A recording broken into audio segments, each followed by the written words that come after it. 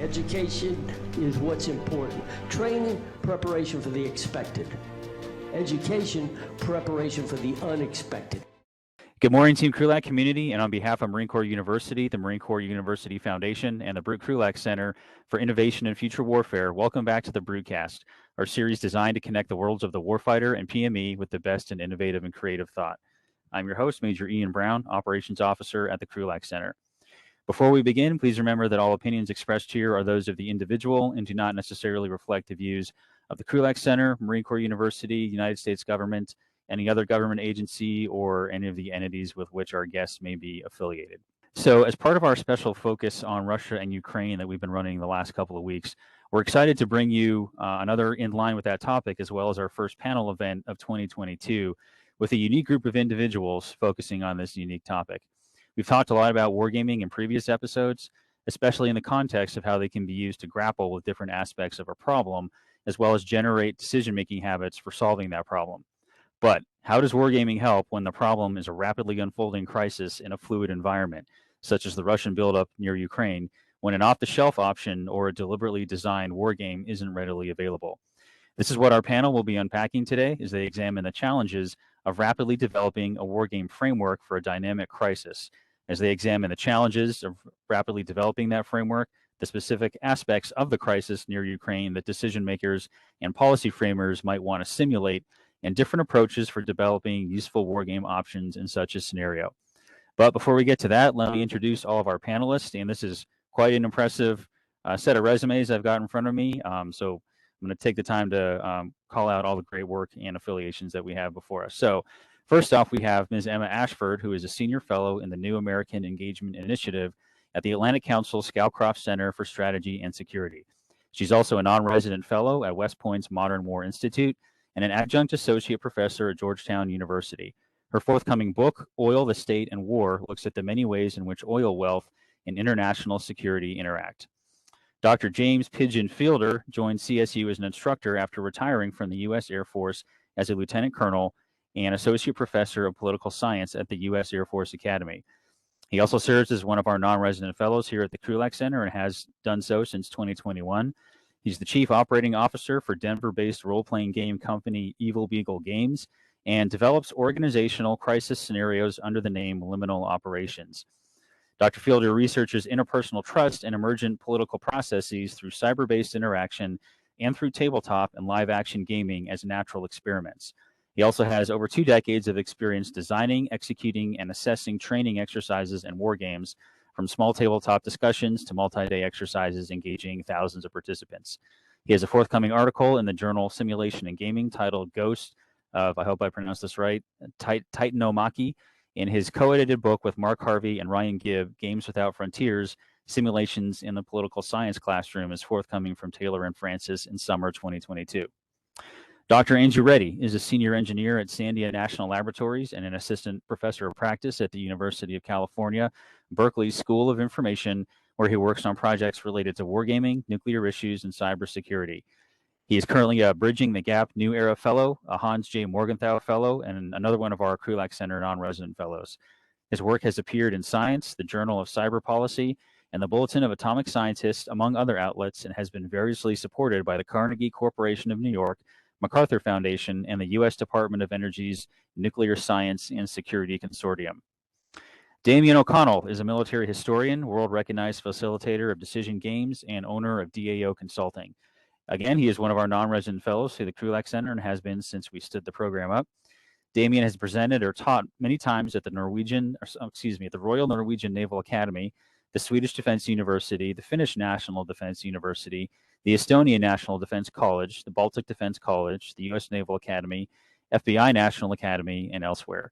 He has also facilitated workshops for Avion Express, Microsoft, and the Whale Medical College of Cornell University.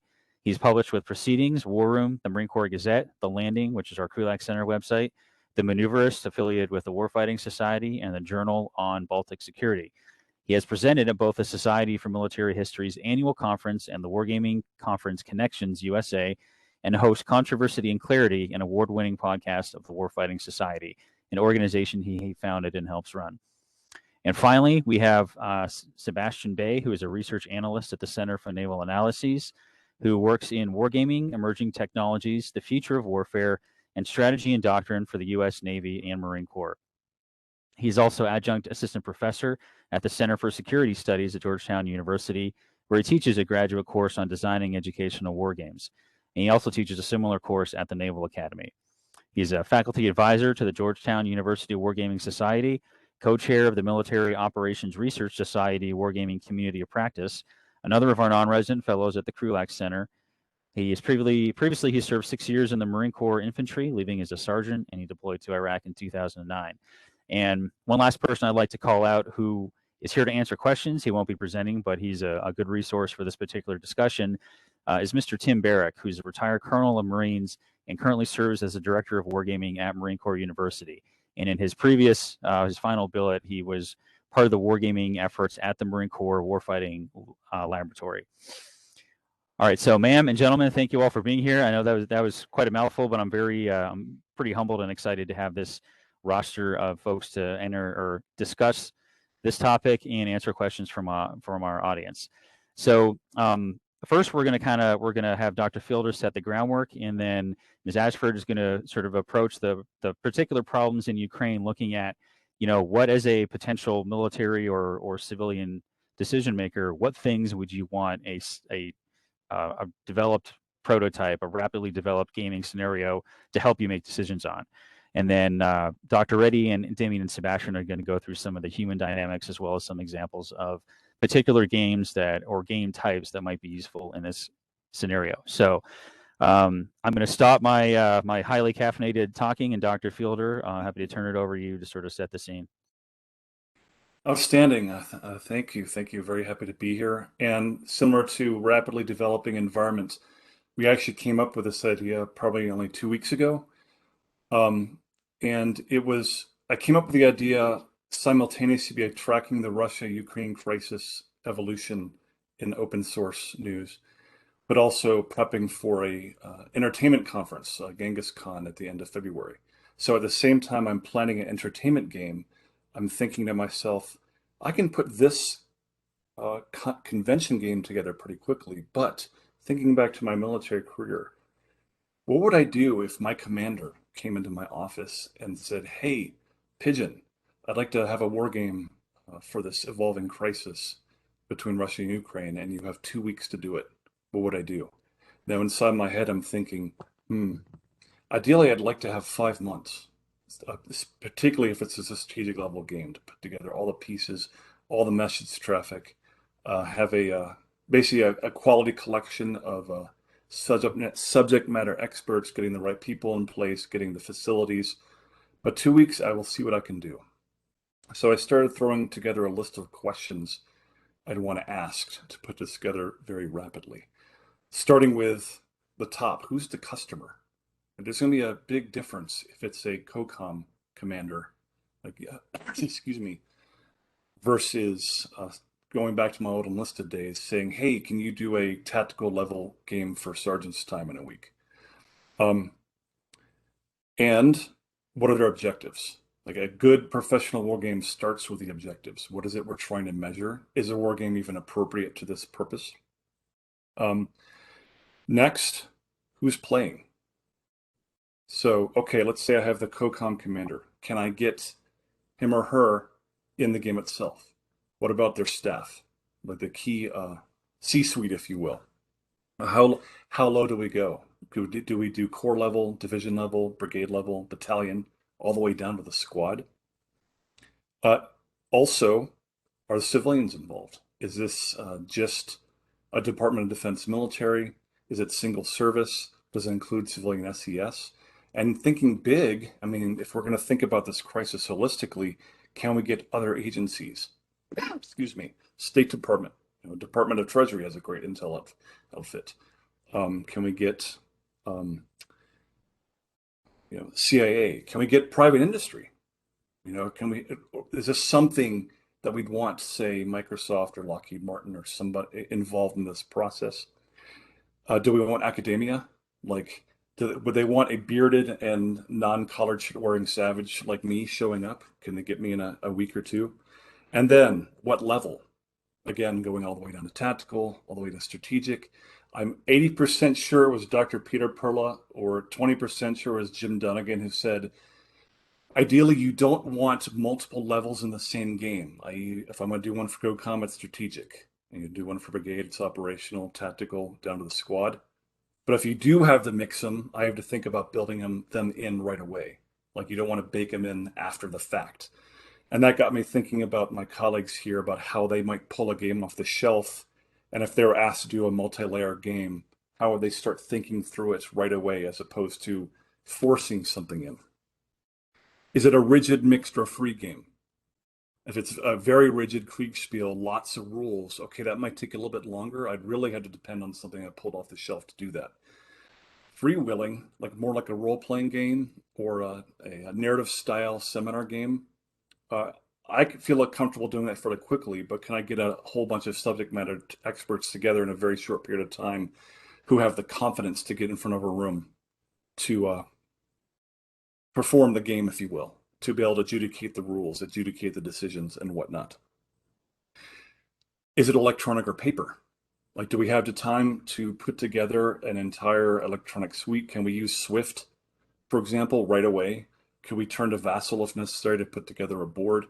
Or is there not enough time to actually do any of the, other graphics design down to whatever coding you need to do? So maybe we had to do just all pen and paper, dossiers of country information, if you will.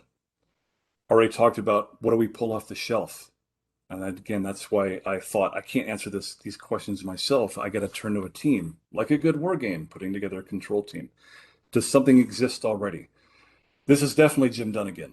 Keep it simple or plagiarize, and plagiarize. And what he means is you can't copyright game mechanics, and if something already works, use it. Don't try to reinvent the wheel, and I certainly can't reinvent the wheel in 2 weeks. Then I need to put together a good quality team. Like tactical level, maybe it's myself and my deputy squad leader. Combatant command level, it's going to have basically a roster of A-list subject matter experts, referees, facilitators, and adjudicators. How do I get them on short notice?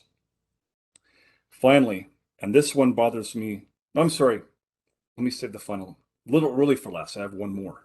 When do you start? Is this, like we could say the crisis starts in 2014 with the seizure of Crimea? Do we go farther back? Is it a road to war scenario? Or is it, hey, this is day 3. Russia has already made it to Kiev. What do you do? Or, okay, Russia's won. They've conquered Ukraine. Now what do we do?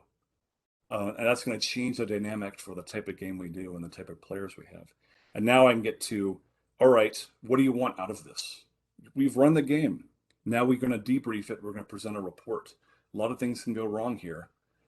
Bad report, bad courses of action could, if used incorrectly, even the best of times of the long-term game could end up killing a lot of people, destroying a lot of things. Compressed timeline, that makes me sweat just a little bit more that how should I say? Again, war games don't prove anything, but if you're going to rip this off the printer and say run with it, and you're wrong, okay, that's bad news. And this is when I thought, and I got my list of questions, if I had to do this myself, I'm making a mistake.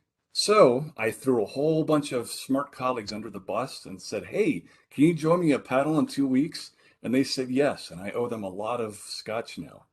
So now that I've asked some of the questions, I will give up the mic for the next person. All right, thanks, Dr. Fielder. So I'm going to turn it over to sort of the person who we think kind of represents the flip side of that is who would be coming to you asking these questions. So Ms. Emma Ashford is our Ukraine expert here that we asked to come on the panel to kind of highlight, if she were wanting to simulate or explore some of these aspects, what are the most concerning things? What are the most unknown things that we would want to know? And who would she want to put around the table, et cetera? So Ms. Ashford, I'll turn it over to you. Yeah, great. No, thank you so much for inviting me to do this. And again, I will state right at the top here that I'm not a wargaming person. I've rarely done war games. I don't know how to plan them or do them. But I think, as the sort of rube in the room, I actually think I might be fairly helpful in helping you figure out what people like me want, right? People who maybe sometimes play war games but aren't particularly invested in designing them or figuring out how they work. But the people that might take what you find from that war game and run with it. I guess let me just talk a little bit about what I would be interested to know from a war game about sort of the current crisis or focused on the current crisis. The things that really concern me about the Russia-Ukraine scenario. The first is the scale of what we're talking about. Again, this is not something that we've seen in real world conditions in a long time. The scope of this buildup, particularly on the European continent, is we probably haven't seen anything on this scale in Europe since maybe 1968. So it has been a very long time since we've seen this level of potential conventional military action. So the scale I find to be, something that I want to know more about. I want to understand, what's feasible. Are the Russians biting off more than they can chew? And kind of the same just with the scope of the whole thing. So Ukraine is the largest country by territory entirely in Europe, right? So it's second only to Russia in landmass. And most of the scenarios that I've seen, most of the conversation that I've seen, have focused on, Russia taking a small chunk of territory or, trying to somehow limit its intervention in Ukraine. But, that's an assumption. And one that I think, wargaming might help us to question that assumption, to understand whether, that's all that Russia could do, or whether some of these more ambitious scenarios that people are suggesting, like a dash for Kiev, how viable are those? Because for policymakers, for people talking about diplomatic solutions or negotiations with the Russians, it matters the extent to which we believe the Russians can actually achieve some of the things they seem to be setting out to do.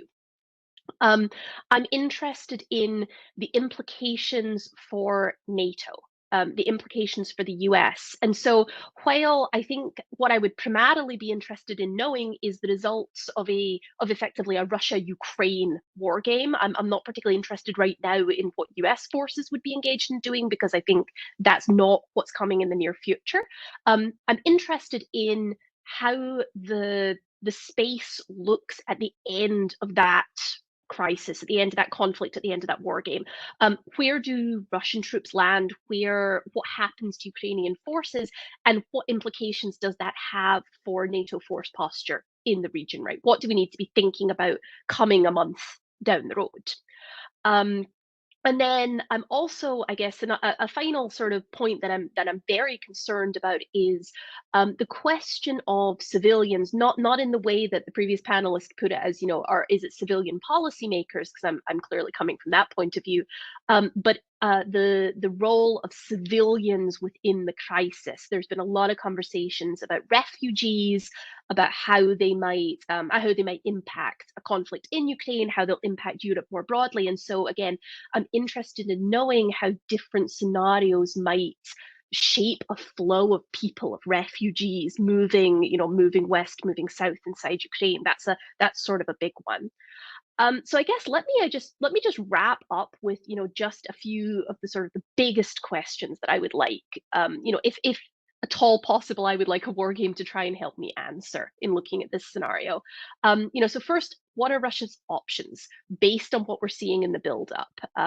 We live in a really awesome time with all this open source information. So even in an unclassified setting, I think we have a pretty good idea of what the Russians are bringing into place right now. What options does that give them? What is the timing that we might be talking about?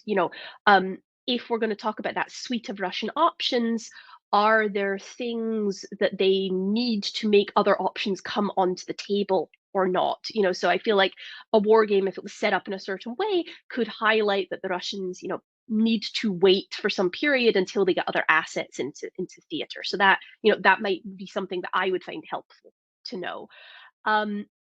does one of these options that the Russians have seem more likely than others?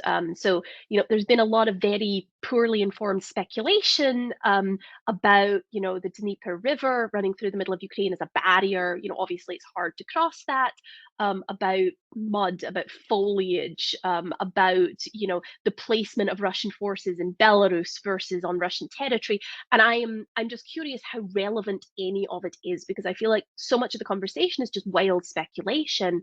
I feel like a war game could help us get to understanding the answers to some of those questions without just speculating. And I guess ultimately the biggest question that I would want to see from a Russian Ukrainian war game would be how likely the Ukrainians are with their current their current force posture, their current level of readiness. How likely are they to be able to stop the Russians, or more likely to slow them? Again, I think there's been an assumption that Ukrainians will fold like wet tissue paper when the Russians come in. But I'm not sure how true that is. Again, that's an assumption. And so, I know that these are big, very difficult questions, and I'm not expecting sort of any one war game to be able to answer all of them. But they're all things that are really important for civilian people and people on the outside like me to try and understand when we're talking about, what diplomatic paths do we need to take with Russia? What do we need to be prepared for in terms of if there is an invasion, of a post-invasion scenario? And so I'll stop talking there, but that's kind of my big overview of the, where I see as the big things I want to know. And just from the point of view of, designing a war game, again, I don't have a lot of experience with this, but I would probably be interested in seeing a war game that had the most creative flexibility possible, because crises are the mother of invention, and what I'm interested in knowing is just the scope of what we could see. What range of things might happen, and what might I not expect. So I think the creativity part is where I would really be looking for insights. Thanks. All right, thank you very much, Ms. Ashford, and I think for the rest of our panelists, as well as for us here at the center, that's a lot of good concrete stuff to chew on as we think about developing our own wargaming scenarios or frameworks. So now I'm going to turn it over to Dr. Andrew Reddy, and we've asked him to come and talk about a little bit how human behavior and some of the strategic interaction can influence the wargame design or rapid process for a crisis decision-making framework. So Andrew, over to you. Fantastic. Thanks so much, Ian. And Emma's led me to rapidly, change some of my notes, which is very good. Exactly what this type of forum is for. So thanks so much for organizing this panel, and to Pigeon for suggesting it in light of the current circumstances we find ourselves in. I'm delighted to be a part of the discussion. Caveats up front, I come at wargaming methods from the social sciences, so I'm an academic, which offers a particular perspective on these issues, particularly as it relates to the quick turn aspects of the problem. As you probably know, academics take forever to do anything. So when you're talking about 2-week iterations, we're talking about changing the academic process by orders of magnitude. Even Pigeon's 5 months appear short for us. But I'll kind of present kind of my perspective on kind of the framing around war games and what they're used for in the context of interaction, human behavior, etc. So a thesis in 3 points. The thesis: in pursuing quick turn games at the tactical, operational, or strategic level, we need to be very clear about what we're using the war game for, what our research question is, and what the research design looks like. And indeed, I think I see wargaming methods as part of the broader toolkit that an analyst brings to this question. So I wouldn't expect somebody like Emma, for example, to take wargaming data in the abstract. I'd expect an analyst to take the wargaming data, combine it with empirical proxies to the extent that they exist, survey experiment data, etc. Right? So it's kind of one tool in the toolkit. And I know talking about research design sounds boring, but I'll try to make it as fun as I can. So the first point, there's a really important distinction that we need to make between games that are designed for exploration versus games that are designed for analysis, particularly when we're inside of this type of context where we don't really have empirical data out there in the real world to draw on. Exploration or exploratory games are really likely to be the coin of the realm, and particularly if we're talking about 2-week time horizons. So as Pigeon suggested, a seminar-based war game can be stood up very quickly and used to kind of explore the space. For either exploration or analysis, though, it is very important to make it very clear what the research question is. And so reflecting some of Emma's remarks, right, the prerequisites for drawdown, the potential for spillover inside of Ukraine and beyond Ukraine, the likelihood of Ukrainian forces being overrun, and then kind of shifting away from that tactical operational, right, the impact of NATO states adding additional capabilities, either to the neighboring states or to actually provide that aid to the Ukrainian state itself. And then, of course, thinking of our President Macron, the likelihood of achieving a negotiated settlement. All of these are appropriate outcome variables for wargame designs to try to address. But the wargame that gets built will look very different based upon which sets of these questions that you want to answer. And of course, from my perspective, answering one or two well is better than answering all poorly. And so, I think that, Emma's right insofar as you want to have a design that's modular, that you can pick up different parts of the problem.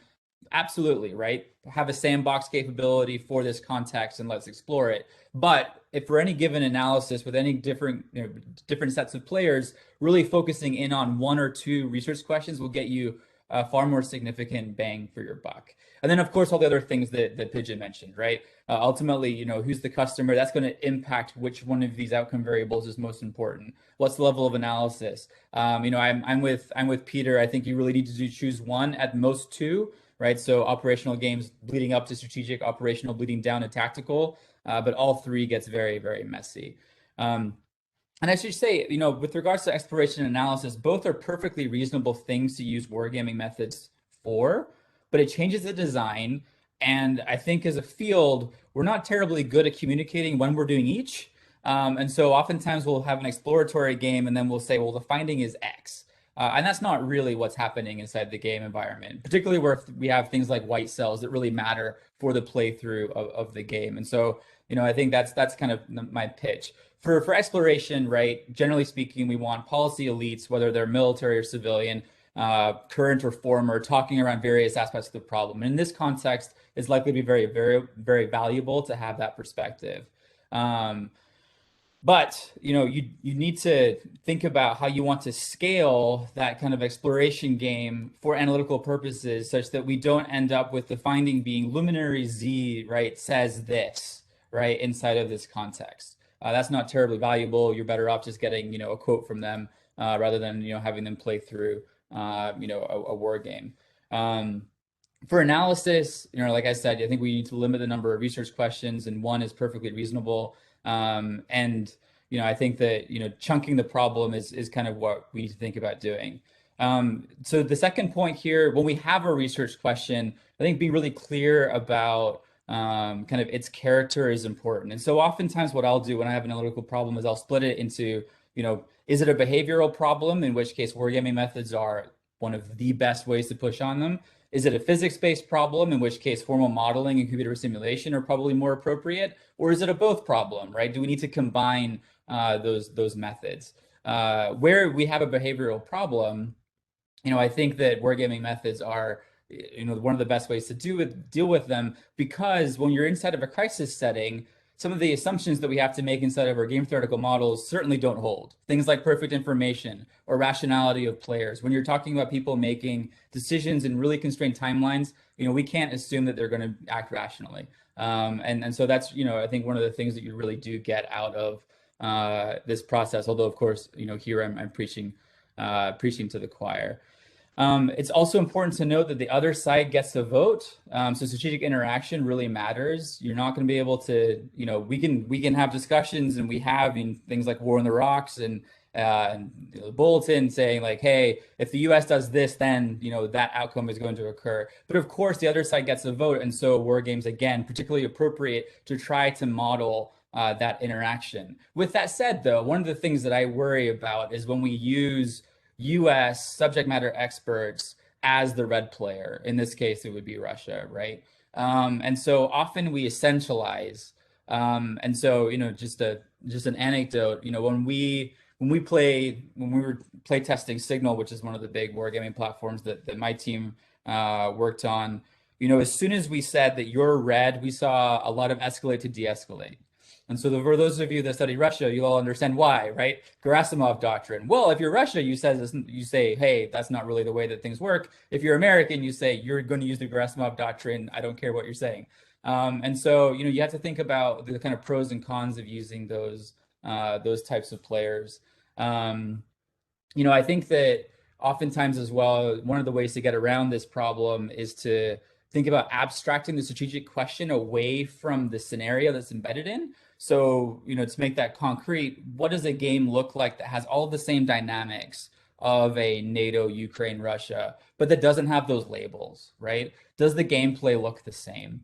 And I think, when I'm talking about kind of core strategic studies questions, oftentimes I'll want to abstract the strategic dilemma out of the particular context in order to kind of get that, insight that might travel. And then finally, point 3, you've got to think about the other people in the context of the research design. So you have people that you control, right? Your sample. If you're doing exploration, your N can be small. If you're trying to get analytical, heft from your war game, you're likely going to need more N, which means more people of different types. And so that has consequences when you move it away from like elite-based play. And then you also have the people that you don't control, but that you need to be cognizant of, right? So who's the audience for the results? Generally speaking, the audience is going beyond your customer. And so being very clear about that when you're actually engaged in the research design is really important. So I'll leave it there. I really look forward to hearing from the rest of the panelists and to engaging in Q&A as well. Great. Thank you very much, Dr. Reddy. So now we're going to go on to Damien O'Connell and Sebastian Bay, who we've asked here as, sort of some of our practitioners, as well as people who have developed stuff very specifically for customers, to help talk about types of war game mechanics or flavors, digital versus analog, that could be used, as well as any specific games that they might find useful for this particular crisis that we're in. So I see, Damien, you've already got your slides up, so go ahead and I'll turn it over to you. All right, so welcome everyone. I'll get right into it. So I'll be talking about digital war games and the crisis in Ukraine. Sebastian will be talking about analog games. So there's good news and bad news, and I'll start with the bad news first, and that's there aren't, understandably, many digital commercial off-the-shelf games available. The crisis is happening as we speak. Many game designers probably find it in poor taste to try to model that. Not to mention difficult, because information is changing constantly. There's lots of information we don't have, and no one here wants war in Ukraine. But to try to model a game well digitally, you've got to have a good deal of information. But the good news is that we do have some options, at least from a professional military education standpoint. So I'm going to look briefly at 3 games that look at events that have happened in Ukraine, or mostly hypothetical events. I think Marines and members of the other services would find these helpful to understanding the 2013-2014 conflict, what's happening currently, understanding the forces and equipments involved, as well as getting people to think about lots of different what-if possibilities. So in order, I'll look at Combat Mission Black Sea, Command, Modern Operations, and then interestingly, an old, I put old in quotes, I don't want to offend any of our more experienced board war gamers, but a game called Panzer Leader has been updated and converted into online use, and that's actually available free. But these are the 3 that we'll look at. Rather than talk through Black Sea, I've got a very short promotional video. I'm not paid by the developers here, but I think it'll give you a good sense of just how detailed this thing is and what it can provide players.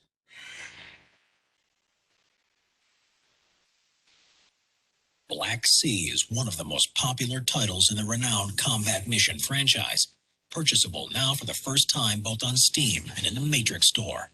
It brings you to a hypothetical conflict between Russia and combined Ukrainian and NATO forces, which results in open conflict in the summer of 2017.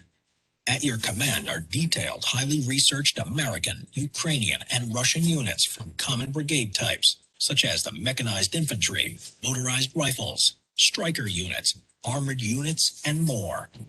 All the capabilities as one expects on the modern battlefield are included, such as active protection systems swatting incoming threats, UAVs transmitting valuable intel, and precision-guided artillery munitions that find their mark in one shot.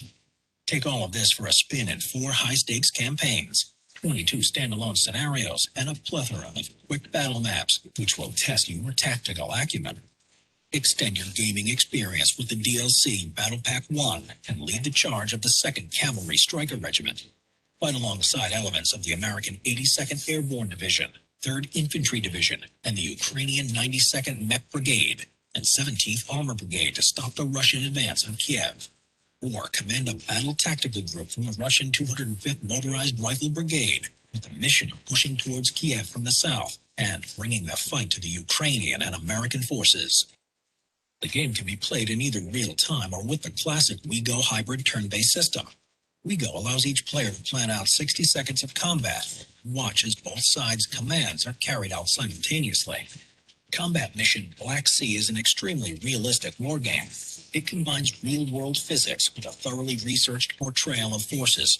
Advanced vehicle damage modeling allows for tracking of each subsystem, including the most realistic ballistics, armor, and post-armor effects available in any game. Combat Mission also portrays experience, morale, leadership, and other soft factors to an incredible level of detail. The physical and psychological states and decision-making process of every soldier are modeled individually. Together, they shape how units behave. An extremely immersive and realistic experience. All right, so a lot to unpack there, but one of the things I hope you got was this is a highly detailed, I think, well-researched game, and they've got everything from UAVs, precision-guided munitions. They've got many of the, I think, formations and units that could very well be called to fight in Ukraine, whether it's U.S., Russian, or Ukrainian troops. And I think it's something that certainly folks at the tactical level, I'm thinking platoon commanders, company commanders, battalion commanders up, would want to look at. And this is just a blurb that a friend of mine, Captain Zach Schwartz, he's currently the operations officer at 3rd Battalion, 7th Marines, produced for me because he's a big fan of Combat Mission Black Sea. I'll just let you read this. I won't read it for you. So again, a lot of capabilities, a lot of benefits. Strongly encourage people to check out this game, as well as I know Pigeon was saying the Combat Mission series is great. It really is. It's part of the reason of me getting into wargaming at a young age. I won't spend too much time, but some of the vehicles featured in here, the vaunted T-90, you've got Abrams, and these are showing the reactive skirts, to ward off the, proliferation of anti-tank weapons on the modern battlefield. I mean, even the individual infantrymen can be equipped with scopes and suppressors and bipods. So I think it's very reflective of the sort of equipment in combat that we would see today. Something that I think would be especially a draw to Marines. There's a campaign in the game where you, as the Russian player, have to cross the Dnieper River in an opposed amphibious crossing.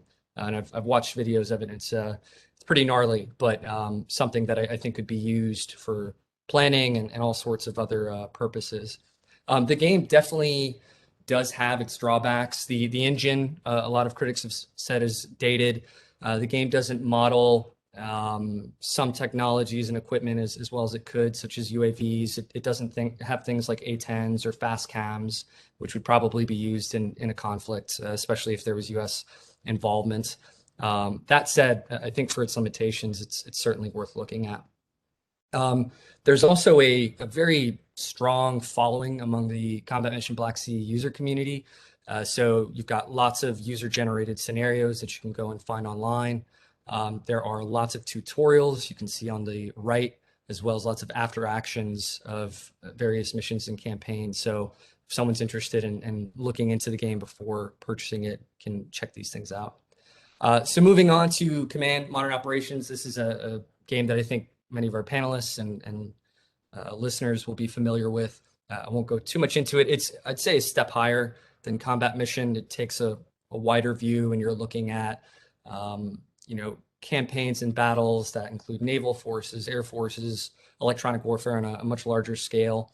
The folks who made Command came out with a downloadable content scenario or set of scenarios called Dawn of a New Era, which I think picks up around 2014 with all the actions with the separatists in the Donbass and whatnot, and tries to provide a what if scenario for players who want to investigate that. This is what the game looks like. In this particular scenario, the commander, are faced with a pretty tough decision. The Russians are attacking along the entire Ukrainian frontier, and they're not attacking NATO targets. So how do you respond to that? But you can see that this is again, takes a much wider view of combat than Combat Mission does. There are also, as well as with Combat Black Sea, there are lots of user-generated scenarios as well. This is a scenario that some folks came up with that models a potential NATO invasion of Crimea, so trying to take back the Crimea. And I think this is available free of charge. And then last but not least, I mentioned Panzer Leader. So this is an interesting one. The Panzer Leader came out, I think, in the 70s. I think it was a successor to Panzer Blitz. Any of my co-panelists can correct me here. But some folks who were very much into the game decided to take Excel sheets and I think JPEGs and some other kind of basic files, and they created something like this, which you see here. And some folks have put out scenarios modeling the 2014 fighting, as well as, again, hypotheticals. So you can see a running theme of these games is many of them don't look specifically at events that have happened. Some do, but a lot of them are trying to, in the forecasting business, looking at what if scenarios. And you can find, there's some really good podcasts I've found where people are giving after actions or really playthroughs of scenarios. You'd want to check out the SitRep podcast for that. And this is just one example of an episode and a screenshot I pulled from that presentation. And then I would just add, I think if you're looking at other options, especially for the operational level, Operational Art of War is another commercially off-the-shelf available game that I haven't been able to find any scenarios for Crimea or Ukraine, but someone did put together a scenario on a hypothetical invasion of the Baltic countries. So people are thinking in that area, what would it look like to see Russia invade the Baltics? I'm sure you could come up with an appropriate scenario for something involving the Ukraine. And that's it. And I'll turn it over to Sebastian. Let me stop sharing my screen. Yeah, thanks, Damien. First off, with the time left, I want to focus on questions, so I will sort of breeze through. So apologies if I talk really fast. So one of the first things I would like to share is sort of an anecdote story that I heard from Mark Herman about the Gulf War. So when the Gulf War was kicking off, he was, he received a call from the DoD. He's like, "Hey, we need you to come into the building and Wargame, like the invasion coming up, right?" The reason they called him up is, I believe in 83, he created a game called Gulf Strike, commercially looking at, what would eventually become the Gulf War. So as Mark tells it, what he can tell about it, he had essentially adapted his Gulf Strike game to allow the planners in the DoD to look at various iterations of the problem. It wasn't about finding a solution. It wasn't about producing a singular vision of the future, but to allow the planners to really think out their thoughts against somebody else, right? To see what are the different branches of decisions that they could possibly go down at, right? And the reason I tell this story is because, one, it's really cool. Two, it's really important to understand with these rapid prototyping sort of games, right? As Andrew and Emma and Pigeon and Damien have mentioned, it's not about finding a solution. It's not like, hey, we have gamed this, we got the solution, here you go do this and Ukraine will be solved, right? Or this is how you beat the Russian onslaught. I wish that was true, because then I believe I would be paid more, but it's not. It's really about helping decision makers to understand their decision space, right? What are the possibilities? What are the interactions, right? What are things that could have happened that fell out of the expected norm, right? Whether that is because red perceived a different problem than blue did, or what if green just doesn't agree with blue, right? We've talked a lot about the tactical and operational level games that Damon so well covered. So I will step back at a higher level and ask, like, what if we create a game? This is something I've been noodling on as the Ukrainian crisis has unfolded. Is um, what if about a game about how to explore getting a coalition ready just in case Russia does invade, right? How we assume, right, that our NATO partners and allies in the region will commit to X, right? But is that true, right? As I was noodling about this, I was like, hey, what if the game is really about exploring the 11th hour, right? The Russian tanks are across, and now the game is about getting commitments, accents of basing, getting all these things aligned so you can do all the tactical operational stuff, right? Looking at different slices of the pie, both from the Russian and the blue or the green side, whether that be NATO and so forth. So I think the real thing to drive home with this is that whether you're doing it digitally or manually, there are advantages to each. The digital provides a great immersion aspect. There's a great level of detail because the computer can pick up lots of the slack in terms of calculations, right? And they do great things with line of sight and so forth. But manual games are great because you can take them into the skiff, right? I can take a copy of OWS or Littoral Commander, put it in the skiff, change the numbers as I see fit, slap a sticker on it, and be like, now this is classified, can never leave. But I can do that, right? I don't need approval from the G6 or whoever to do that, right? And that's one of the great advantages. It also allows you to change things, to add things much more easier than it does to sit at or create a module for like Command or even Operation Art of War, which are great platforms. They're just a little more time consuming. So if you have 2 weeks of time and Pigeon has been told, hey, give me a solution in the next 24 hours and then we'll iterate over the next 2 weeks, then you have a different timeline, right? So there are trade-offs and benefits to it. I know Major Brown at the Krulak Center has been working on a Ukrainian module using my Littoral Commander system. And I know Tim Barrett at the Marine Corps University has also created his own version, which I believe he started testing this week using the OWS system. So there are lots of ways to go about it. First off is adapting a commercial game, digital or manual, adapting a DoD specific game already. Like you can use like Rand's RFlex system, which is a standalone system in itself to look at sort of brigade level combat or OWS or other things.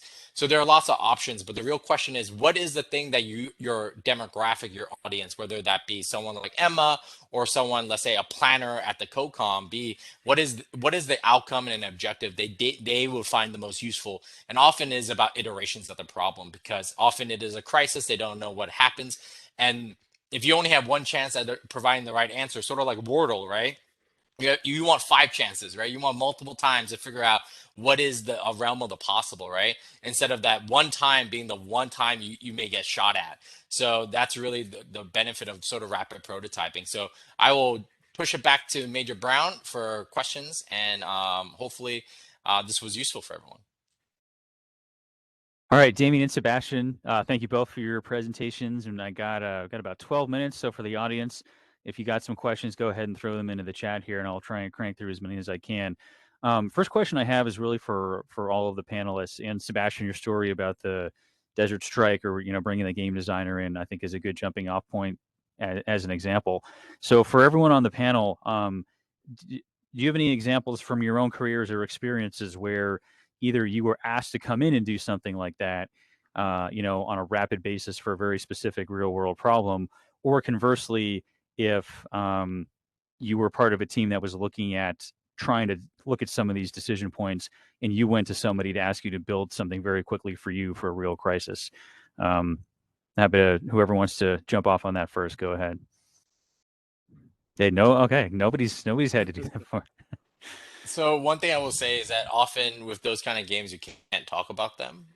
So I'm sure someone has done it. I will talk about a incident where we've done not for a crisis, but for a class. Class was a very short-term thing. They're like, "Hey, we want to inject a war game into this," and this is sort of what we did. It was a rapid prototype element to it, right? It was one of the aspects of like, "Hey, we would like to do this in the next like 2 weeks," right? And they had all these constraints. I was like, "Sure, let's do this," right? Um, and for that game, they wanted to look, or for that class, they wanted to look at producing the NDS. How do we produce the NDS? And this was before Hegemony came out with a commercial version. So I designed a matrix game for them, looking at how to produce the NDS. And the cool part about it is that they wanted, or I convinced them that they should have a game that where each of the players are different entities and organizations, like the Navy, the Army, you're the SecNav, and so forth, right? And each of them would have secret objectives that would often reward them for having things in the NDS, right? For example, for the service chiefs, I think we rewarded them a point, or like 5 points for every 1% of the budget that you got more of, right? And we penalize them for losing the budget, right? Or including certain words in the NDS that the OSD policy player had to write. They were the only ones who could actually write it. So you had all the service chiefs like saying, "Hey, I need multi-domain operations in the NDS. Like, it needs to go in there. That word needs to go in," right? And we had this voting mechanic, but it was really interesting because at the end, the players, because they all had their own agendas, their own thing, the NDS that came out of it was like Frankenstein. It made no sense. It had no like cogent. It was just buzzwords that people threw in there and were able to convince other people that they should agree to, right? And it was a really interesting experience, but it was largely like me writing and designing it on a notebook / like napkin, literally. As I was like talking to them, it was really rapid, but we used a structure that was easy to use. We adapted some ideas from other games, and we pulled things from other research that we were able to do. But if I was going to do it more long term for a client, I would have probably done it a little bit differently. But it was a really fun game to run educationally wise. So Great. I'll just add to Sebastian's note. I mean, so we've been asked to do the same thing with Signal, right? So both translate it into tabletop exercise form, add new capabilities, bring it away from an abstract context into a real world context, and that's all well and good. But there are significant, when you've designed a game for a particular purpose, right? Porting it over to an entirely different purpose, right, might break the math that like underlies the game itself, particularly if you're talking about a multiplayer rules-based game, right? So board online. And so, it's not an easy thing to do, right? And so that speaks to the skill, right, of Gulf Strike being translated into useful, iterative tool for DoD. But I think that, again, I guess from my perspective, it's like research question, bespoke environment, right? In order to kind of address that research question is the ideal, because when you're porting over, right, it takes creativity and it's difficult to do.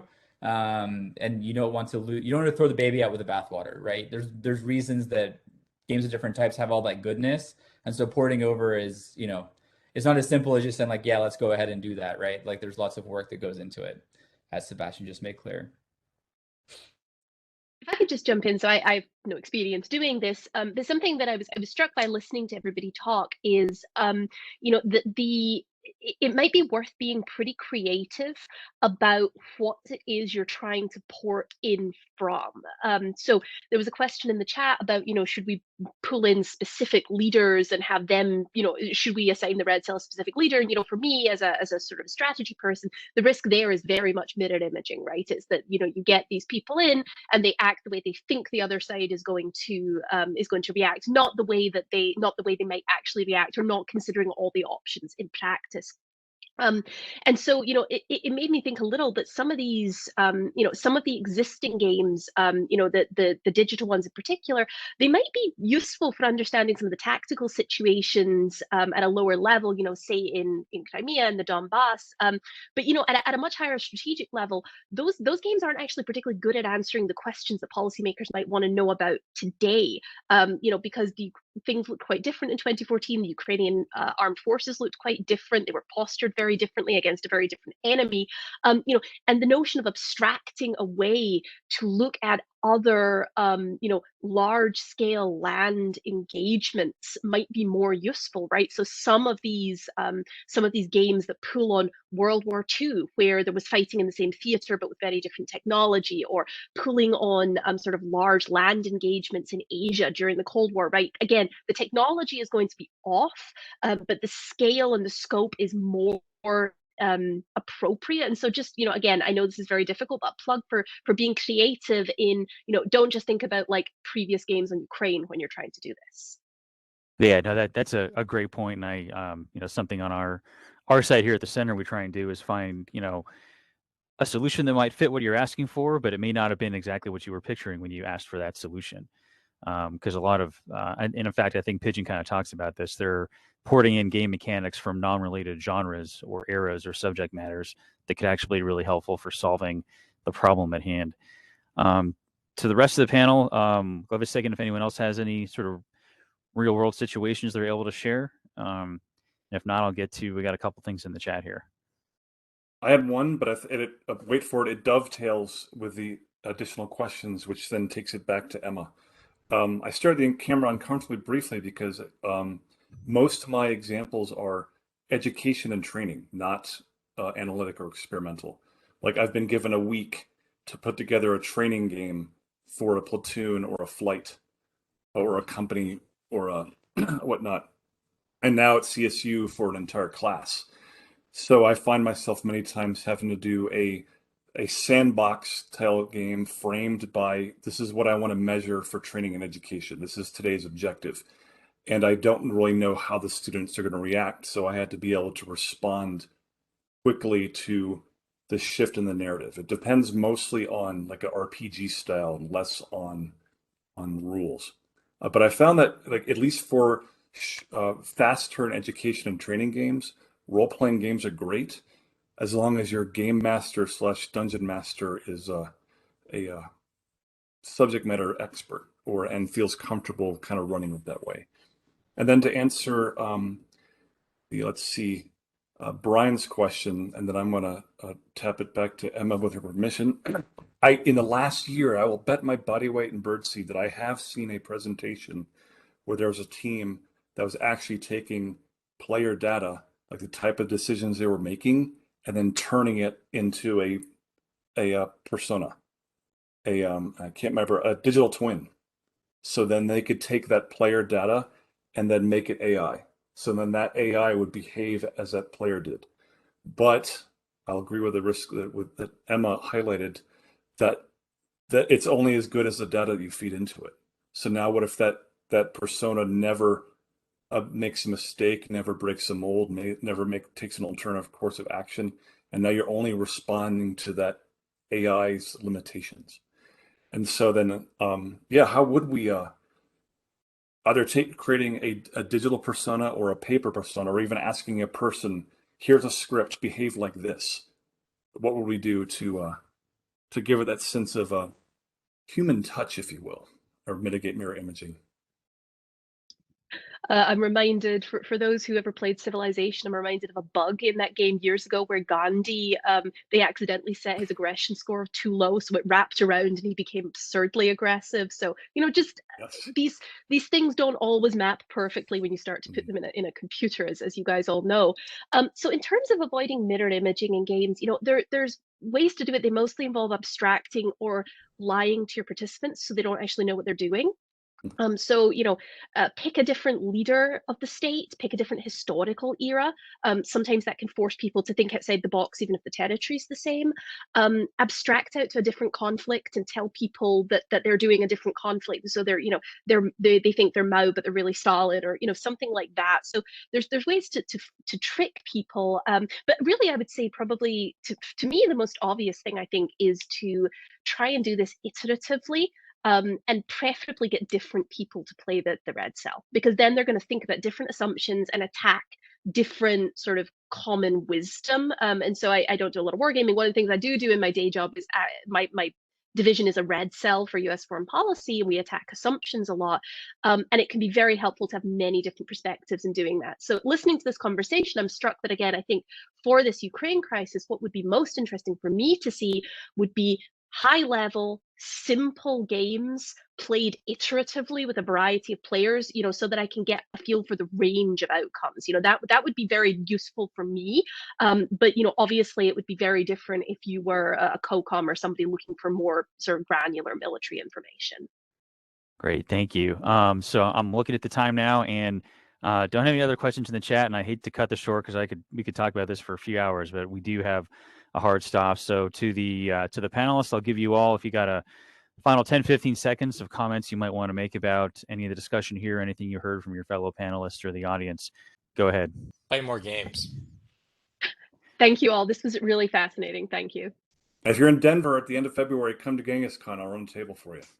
If anybody wants the slides, I've hyperlinked them, or I've hyperlinked, the game titles to their respective pages. So feel free to reach out to Major Brown and I'll send them out to you. And thanks to the panelists and to Ian.